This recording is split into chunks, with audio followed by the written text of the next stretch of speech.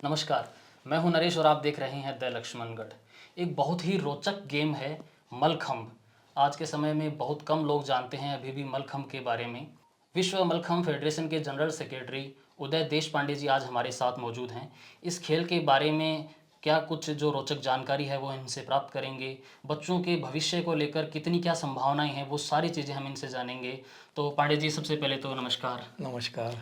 Sir, आज के समय में भी इस खेल के बारे में बहुत कम लोग जानते हैं, तो मैं सबसे पहले चाहूँगा कि आप इस खेल के बारे में थोड़ा सा विस्तृत बताएं ताकि हमारे व्यूवर इस खेल को जान पाएं। जी, मलखम्ब ये हमारे भारत के एक सांस्कृतिक प्राचीन धरोहर है। जी। एक लकड़ी का खंभा होता है, जी। 8 साढ़े 8 फुट ऊंचाई का, और उसका आकार जैसे मनुष्य के देह जैसा होता है। ऊपर सिर, फिर गर्दन और फिर शरीर, और उसके ऊपर अलग अलग एक्रोबेटिक एक्सरसाइजेस और यौगिक पोस्चर्स किए जाते हैं। लेकिन कम से कम समय में ज़्यादा से ज़्यादा व्यायाम देने वाला दुनिया में एकमात्र प्रकार यदि कोई है तो वह है मलखम्ब। अच्छा। उसका एक अलग प्रकार है जो रस्सी मलखम्ब होता है, जो ऊपर से टंगी हुई रस्सी के ऊपर अलग अलग यौगिक पोस्चर्स किए जाते हैं, एक्रोबेटिक एलिमेंट्स किए जाते हैं, और जिससे हाथों की उंगलियों से लेकर पैरों की उंगलियों तक हर एक पार्ट को ज़्यादा से ज़्यादा व्यायाम कम से कम समय में मिलता है। सिर्फ बाह्य पेशियों को नहीं, बल्कि इंटरनल सिस्टम जो है, सर्कुलेटरी, रेस्पिरेटरी, डाइजेस्टिव, इनको भी अच्छा मिलता है व्यायाम। और मेरे कलीग है डॉक्टर नीता ताटके, उन्होंने संशोधन करके ये प्रमाणित कर दिया कि मलखम्ब करने से आपके दिमाग में जो बदल हो जाते हैं, जैसे कंसंट्रेशन बढ़ता है, मेमोरी बढ़ता है, ग्रास्पिंग बढ़ता है, पॉजिटिव एटीट्यूड बढ़ती है। इसकी वजह से बच्चों को उनकी पढ़ाई में भी ज़्यादा मार्क्स मिलते हैं। अच्छा। यानी जो 35-40 तक के जिनको मार्क्स मिलते हैं, मलखम्ब का रेगुलर अभ्यास करने के बाद वो 70-80 तक पहुंच जाते हैं। कहीं ना कहीं दिमाग का पावर है वो बढ़ता है। पावर बढ़ता है, कॉन्फिडेंस बढ़ता है।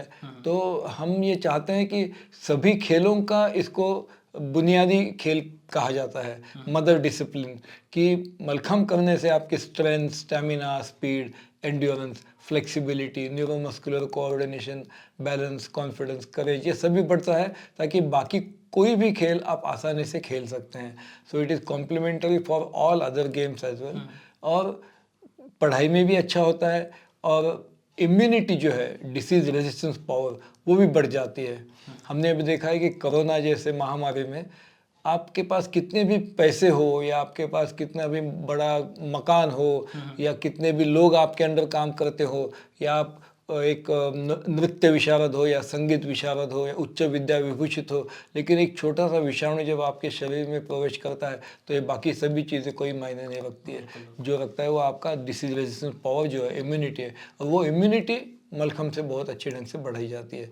तो हम ये चाहते हैं कि एक समर्थ भारत और सशक्त भारत बनाने के लिए मलखम्ब का बहुत अच्छा फ़ायदा हो सकता है। तो इसको ज़्यादा से ज़्यादा लोगों तक पहुंचाना है।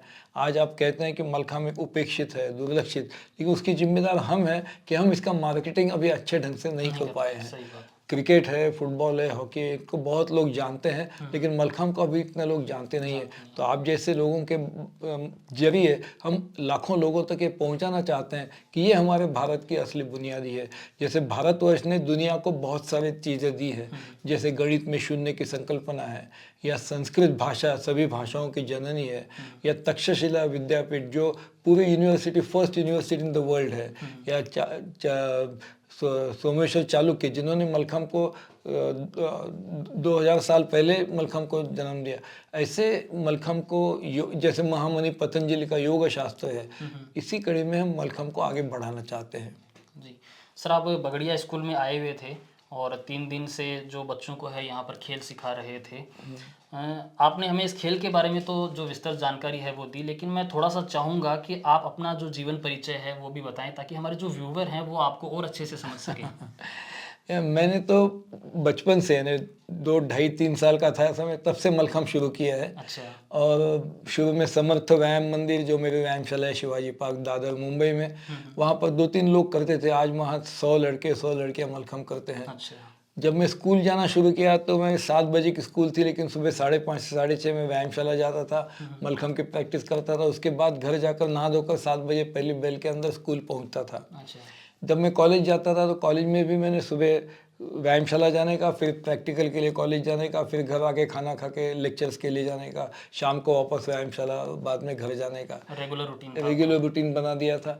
और जब मैं नौकरी में लगा, मैं कस्टम्स और सेंट्रल एक्साइज में इंस्पेक्टर करके 75 में ज्वाइन हो गया। फिर सुपरिटेंडेंट बना, फिर असिस्टेंट कमिश्नर बना, और 2013 में 60 साल पूरे होने के बाद मैं डिप्टी कमिश्नर करके रिटायर हो गया। उस समय भी मेरा यही रूटीन था, सुबह व्यायामशाला, फिर ऑफिस, ऑफिस से वापस व्यायामशाला, रात को घर। इतना ही नहीं, जिस दिन मेरी शादी हो गई उस दिन भी सुबह में पहले व्यायामशाला गया था, अच्छा। मलखम करके बाद में शादी के लिए चला गया। हाँ, यही जोश और जुनून है कि आपने इस खेल को पूरे देश भर में एक नाम दिया है। सर, आपने जैसे बताया कि आपने 2-3 साल की उम्र के थे तभी से खेल के प्रति रुझान था, आप इसकी रेगुलर प्रैक्टिस कर रहे थे। तो बचपन में जो भावना आपके खेल के प्रति आई वो कैसे आई, किससे गाइडेंस मिला आपको? ये मेरे समर्थ व्यायाम मंदिर के जो संस्थापक है, पूज्य व्यायाम महर्षि प्रहलाद लक्ष्मण कार्य गुरु जी, अच्छा। जिन्होंने समर्थ व्यायाम मंदिर की स्थापना की, अच्छा। उनके हाथों से मुझे मलखम का प्रशिक्षण मिला। अच्छा। और फिर मुझे रुचि उसमें पैदा हो गई कि मलखम करने से मैं बाकी खेल भी आसानी से खेल सकता था। मैं कॉलेज में रेसलिंग का चैंपियन था। मैं वाटर पोलो, डाइविंग करता था। मैं खो खो, कबड्डी ये खेल खेलता था, जिम्नास्टिक करता था। तो ये सब किस लिए करता था? क्योंकि मुझे मलखम से जो बेसिक एबिलिटीज में भी डेवलप हो गई, उससे मैं बाकी खेल भी आराम से। मैं जोधपुर में आया था, all India inter university competition हुआ था, वहाँ बॉम्बे यूनिवर्सिटी का मैं वॉलीबॉल में कैप्टन था। अच्छा। तो ये सभी खेलों की जननी है मलखम। इसके लिए जो मलखम अच्छा करता है वो बाकी खेल भी आसानी से खेल सकता है। तो मुझे ये लगा कि इस खेल को बढ़ावा देने के लिए, ज़्यादा से ज़्यादा लोगों तक पहुंचाने की जिम्मेदारी अपनी है। मुझे मलखम का जो फ़ायदा हो गया वो बाकी लोगों तक पहुंचाना चाहिए। इसके लिए फिर मैंने इसके मुंबई में, महाराष्ट्र में, भारत में, अब भारत के बाहर 50 देशों में जाकर मैंने मलखम का वहाँ बीज बोया है। अच्छा, तो आप लगातार मतलब खेल का प्रचार प्रसार भी अभी कर रहे हैं। सर, आपने सर्विस भी करी है और खेल को भी इतना आगे तक आप बढ़ाया है, तो मतलब वो स्ट्रगल भरा दौर कैसा रहा, वो अनुभव कैसा रहा आपका? क्या हुआ, ये बहुत डिफिकल्ट बैलेंसिंग था। यानी मलखम का बैलेंसिंग आसान था, लेकिन ये बैलेंसिंग ज़्यादा डिफिकल्ट था। क्योंकि हर जगह जहाँ कंपटीशन में जाता था, डेमोन्स्ट्रेशन के लिए जाता था, कोचिंग कैंप के लिए जाता था, तो ऑफिस छुट्टी लेनी पड़ती थी। और वहाँ तो मुझे छुट्टी देने के लिए राजी नहीं होते थे। तो फिर उनको थोड़ा मस्का लगाना, थोड़ा उनको बताना कि मैं किस लिए जा रहा हूँ, क्या कर रहा हूँ। बहुत बार तो मुझे लीव विदाउट पे करनी पड़ती है। क्योंकि बाकी सब खेलों की सूची में बाकी सब खेल थे, लेकिन मलखम को उसमें स्थान नहीं था। तो उसके लिए मेरा स्पेशल लीव या स्पोर्ट्स लीव तो नहीं मिलती थी। तो मैं अपनी खुद की लीव लेकर सब जगह जाना पड़ा। बहुत बार मेमो मिला मुझे, लेकिन मैं इंडिया के बाहर जाता था तो मुझे ऑफिस से दिल्ली जाकर परमिशन लेनी पड़ती थी। हाँ, तो ये बहुत मुश्किल हुआ था, लेकिन मैंने सोचा कि मुझे करना है तो करना है, बस किसी भी कीमत में उसको मैं करके रहूँगा। तो इसके लिए मैंने बहुत, फिर 3 साल मैं अहमदाबाद जोन में था। मेरी पूरी सर्विस मुंबई में हुई, लेकिन अहमदाबाद जोन में मैं भावनगर में पोस्टेड था। वहाँ से जूनागढ़ और सुरेंद्र नगर, यहाँ पर एडिशनल चार्ज था। फिर भी मैं एवरी फ्राइडे इवनिंग मुंबई आ जाता था। सैटरडे संडे मुंबई काम कर कर फिर मंडे मॉर्निंग वापस ऑफिस भावनगर पहुंच जाता था। अच्छा सर, मैं जानना चाहता हूँ कि जैसे आप बच्चों को तैयार कर रहे हैं, प्रशिक्षण दे रहे हैं, तो इस समय भारत देश में इस खेल के अंदर क्या स्कोप है, बच्चों का भविष्य क्या है, थोड़ा सा वो बताएं इस खेल के। बहुत अच्छा क्वेश्चन है, क्योंकि दिन बदल रहे हैं। पहले जिस समय हम खेल रहे थे उस समय मलखम तो केंद्रीय मान्यता भी नहीं थी। मलखम को एक खेल करके माना नहीं जाता था। वो बोलते दंड बैठक जैसे व्यायाम है, मलखम भी वैसे व्यायाम है, उसको खेल का कैसे हम परमिशन दे देंगे। लेकिन हमने बहुत कोशिश की। एक मोहन रावले करके मुंबई के पार्लियामेंट में थे, उन्होंने पार्लियामेंट में सवाल पूछा था कि is the game of recognised by the government of India and what the government is doing to promote this game abroad. तो मार्गारेट अलवा उस समय क्रीड़ा मंत्री थी। उन्होंने जवाब दिया कि हमने मलखम फेडरेशन ऑफ इंडिया से पास कुछ इन्फॉर्मेशन मांगी है, on receipt of that information we will decide about the recognition. और दूसरा जवाब खतरनाक था, उन्होंने कहा कि मलखम के प्रमोशन के लिए मलखम फेडरेशन ऑफ इंडिया जिम्मेदार है, हम गवर्नमेंट कुछ नहीं करेंगे। जब वुशु के लिए चाइना, जापान जूडो के लिए, या कोरिया टाइक्वांडो के लिए, या मलेशिया सिपक टाइको के लिए, हर देश अपने अपने बुनियादी खेल के लिए ज़्यादा से ज़्यादा कोशिश कर रहे हैं कि उसको ओलंपिक तक पहुंचाए, उसका फैलाव। लेकिन इंडियन गवर्नमेंट कहता था कि हमारी जिम्मेदारी नहीं है। हम मलखम्ब 1980 से लेकर 96 तक हर साल हम मलखम्ब की नेशनल चैंपियनशिप लेते थे, लेकिन केंद्र शासन से मलखम्ब को मान्यता नहीं थी। लेकिन फॉर्चुनेटली मोहन रावले जी के प्रयत्न से जब मुकुल वासनिक क्रीड़ा मंत्री थे तो उस समय उन्होंने मुझे वहाँ बुला लिया, तो मैंने उनके साथ सामने जाकर बहुत बड़ी फाइल लेके गया था। मैं आज तक कितने जगह पर नेशनल हो गई, कितने स्टेट में पार्टिसिपेट किया है, सब उनको दिखा दिया।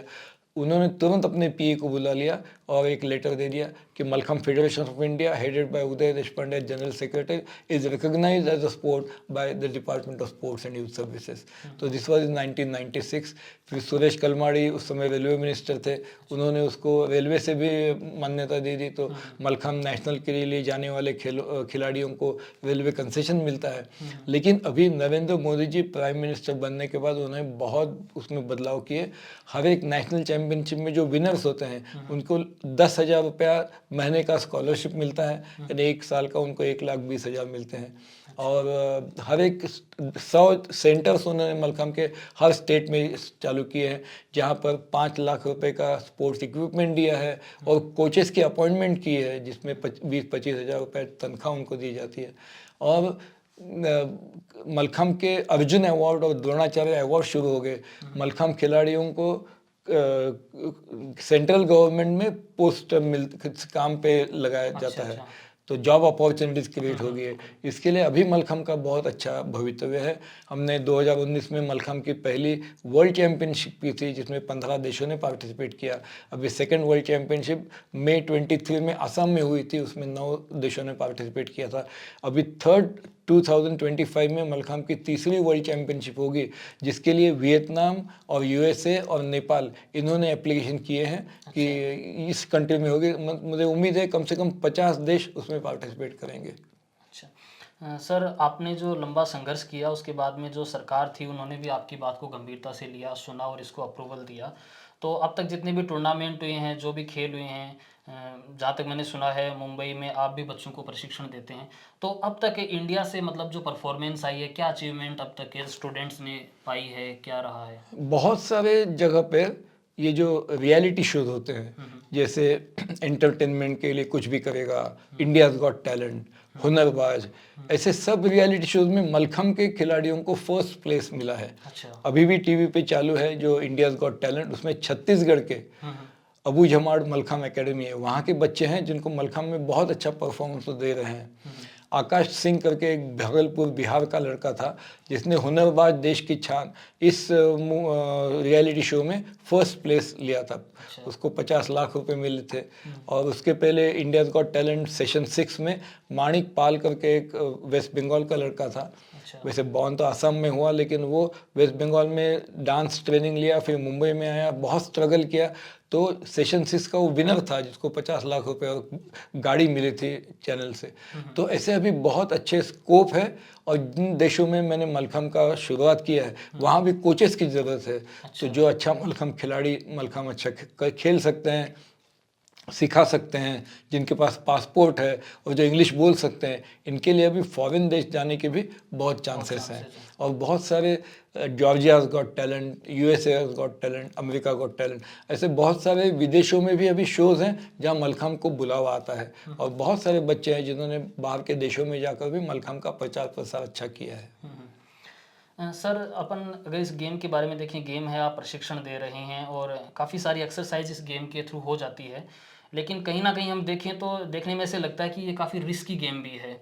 तो मतलब जो कई बार अपन देखते हैं कि बच्चे जिम में जाते हैं या दूसरी जगह जाते हैं, हर किसी तरह से एक्सरसाइज कर लेते हैं, तो यहाँ पे बच्चों को जो ध्यान रखने वाली बातें हैं या गाइडेंस में करना चाहिए, उसके लिए आप क्या कहना चाहेंगे?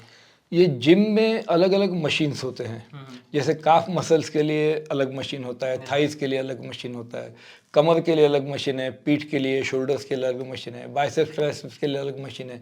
यहाँ एक ही लकड़ी का खंभा है या एक ही रस्सी है, लेकिन पूरे शरीर को कम से कम समय में ज़्यादा से ज़्यादा व्यायाम मिलता है। लेकिन जिम में एक्सरसाइज करने में रिस्क नहीं है। आप ज़मीन पर खड़े रहते हैं और एक्सरसाइज करते हैं। यहाँ पर ज़मीन से 2 फुट, 4 फुट, 8 फुट, 10 फुट ऊंचाई पे करना पड़ता है। तो बहुत सारे खेल आप देखेंगे, सभी खेल जमीन पे ही खेले जाते हैं। क्रिकेट हो, हॉकी हो, फुटबॉल हो या कबड्डी, खो खो हो, सिर्फ ये खेल ऐसा है जो जमीन के लेवल से ऊपर खेला जाता है। तो बच्चों को और उनके प्रशिक्षकों को ये जिम्मेदारी है कि बच्चों को आए या न आए, लेकिन रिस्क नहीं उठाना चाहिए जिसमें गिरने का डर है। तो पहले उनको आपको अच्छी हेल्प करनी चाहिए। मैं भी 60 साल सिखा रहा हूँ, एक भी ऐसा इंसिडेंस नहीं कि मैं सिखाते हुए किसी को गिर गया, उसको मार लग गया। लेकिन आजकल के प्रशिक्षक जो है वो बेस अच्छा नहीं करते हैं और आगे आगे डिफ़िकल्ट एलिमेंट सिखाने के लिए जाते हैं। उसमें फिर मसल पुल होता है, फिर इंजरी होती है, गिरने का डर है, इंजरी ज़्यादा बढ़ती है। तो ये प्रशिक्षकों को बहुत ज़रूरी है कि उनको पहले बेस अच्छा पक्का करना चाहिए, बच्चों के एबिलिटीज़ अच्छे डेवलप करनी चाहिए, strength, stamina, speed, endurance, flexibility, इसको पहले बढ़ाना चाहिए और फिर मलखम्ब को उसको यूटिलाइज करना चाहिए। बाकी सभी खेलों में ऐसे होता है कि प्रशिक्षक अच्छा नहीं होगा तो क्या होगा कि खिलाड़ी शायद हार जाएगा, या स्कूल में जो प्रशिक्षक होते हैं कि लैंग्वेज के हैं या मैथ्स के हैं या ज्योग्राफी हिस्ट्री के हैं, वो अच्छे नहीं होंगे तो क्या होगा कि ज़्यादा से ज़्यादा बच्चों को मार्क्स कम मिलेंगे। लेकिन मलखम्ब में प्रशिक्षक अच्छा नहीं होगा तो बच्चों का गिरने का, मार लगने का और आपको गंभीर गंभीर चोट लगने का संभव ज़्यादा है। इसके लिए प्रशिक्षकों का प्रशिक्षण ये बहुत इंपॉर्टेंट है। तो ये हमारे साथ थे देश पांडे जी, जिन्होंने अपना पूरा जो जीवन है वो मलखम्ब के लिए समर्पित कर दिया है और लगातार अभी भी पूरे देश भर में वो बच्चों को प्रशिक्षण दे रहे हैं और इस खेल के बारे में बता रहे हैं। आज इन्होंने ये लक्ष्मणगढ़ आए हुए थे, इन्होंने हमें समय दिया, इसके लिए बहुत बहुत धन्यवाद sir. Thank you very much.